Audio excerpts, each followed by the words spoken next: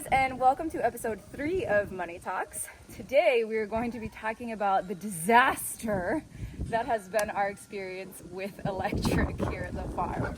So the first thing I'm going to do is throw out the numbers really quick. In the winter months, we generally... Jesus, the wind. I know. I'm like, maybe I'll stand this way. In the winter months, we usually use about 600 euros worth of electricity per month. In the summer, we're usually down to 250, which is really not that bad on the, in the big scheme of things. One of the things that, going back to our mistakes, right? So we didn't have a written contract with the previous owner.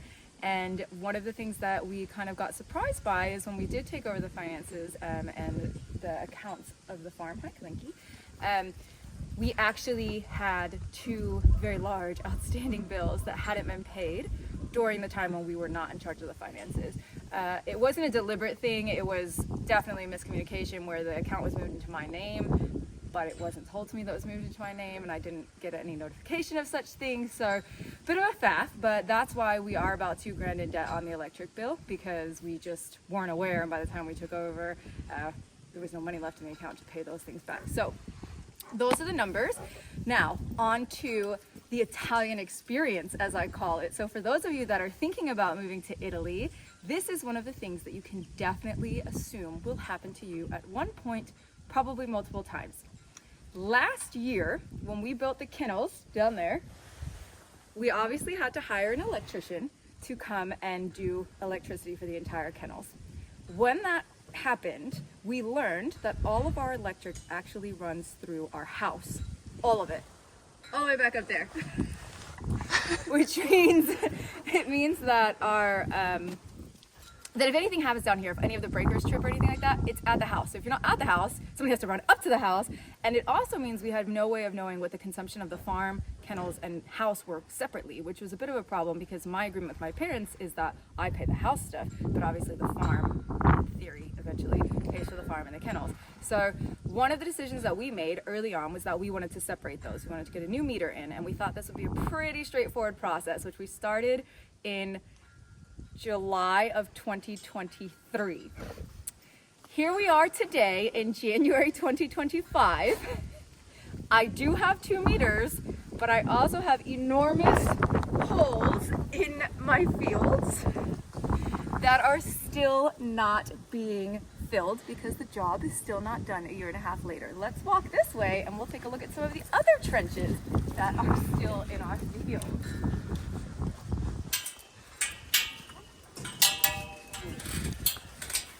Thanks. Hi. I think she's going through the wheelbarrow. Okay. Hi, Tanika. Kalinki's going to join us on this one. So this is what we call Zone 2 here. This is our winter field for our primary herd horses. So this is our personal horses that live here. And this field that you see coming up that we're going into, under this time. It's not electric, don't worry. We don't have any. Actually, we don't have any right there, do we? No. Okay. So, this enormous, disastrous mess of my field, this was supposed to be, Lassie is not that great at jumping things. This was supposed to be winter grazing for some of our horses, but as you can see, we can't actually use it safely because it's just a complete torrential disaster. And yeah, 1, 2, all the way over there, this mess of, I don't even know what, I'll dial up a little bit.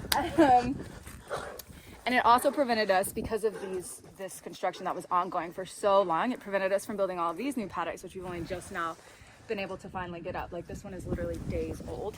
So the reason this is so important is that, yes, the electric bill is a bit behind. Yes, there's, the issue with the construction itself, but also how it affected our paddock rotation, and that affected our hay bill, because ideally we would have had horses still on grass fields all the way into November, because we still have grass even now. But because they dug them up in August and then they've just sat here until January and we're still not filled, we're still not done, we obviously weren't able to put horses where we needed to put horses, and that really affected how much hay we ended up using. So this is one of the ways that farm life things are tied together. The electric is a little bit of an annoyance, but something we probably could have dealt with without all of the ripple effects had I known in advance that in Italy you can always count on things to take thousands of times longer than you would expect. Not just a couple days or even a couple months, but we're on a year and a half now. So the other thing that we want to talk to you about with the electric and why we needed to split the meters apart, why that was such an important thing. More gates, more mud. Okay, so we host volunteers and van lifers all the time, and we have a really lovely setup actually behind one of our barns where we're able to put van lifers. So when we decided to redo the whole electric setup, we thought, oh, we'll just put in great plugins, make it super easy for them to plug in and all their various stuff to be plugged in. Problem with that is that when they put in the new meter, we requested, sorry if we slide all over the place here, we requested that they give us whatever the top wattage is, you know, whatever that is. I don't know, I'm not an electric person, so I don't know what that really means, but we wanted all the power that we could get here on the farm and down to the kennels.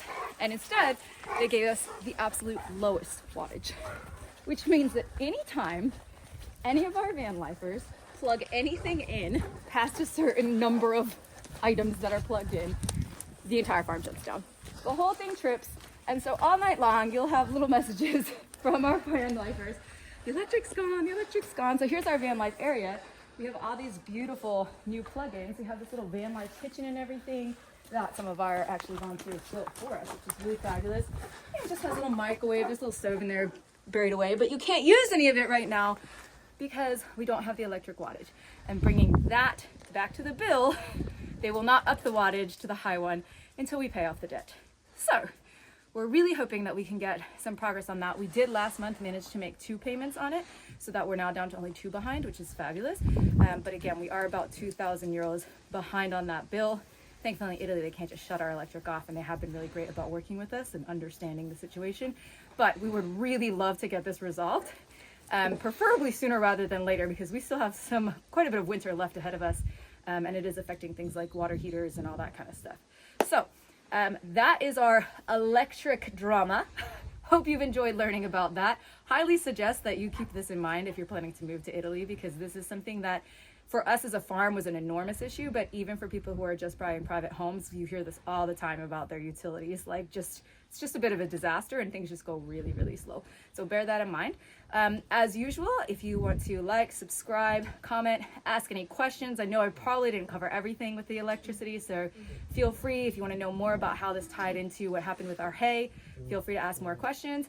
And of course, as always, if you want to donate something, you can go to the link. There'll be a link there, or at our website, www.holdfasttodreams.com, and you can select that you would just like to make it specifically towards electricity, and we will do that for you. So thanks, guys. See you next time. Stay tuned for fencing.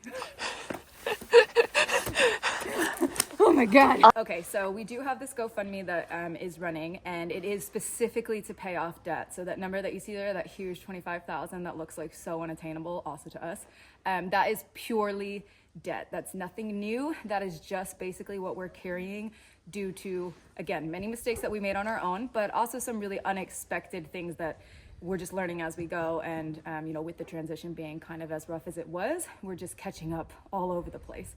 So again, you can go to the GoFundMe. That link is going to be in the bio, and we appreciate any support. And we have already had 2 amazing donors donate 50 euros each for 2 hay bales. So woohoo! It's 2 down and many more to go. But thanks everybody, and we'll see you soon. Woohoo!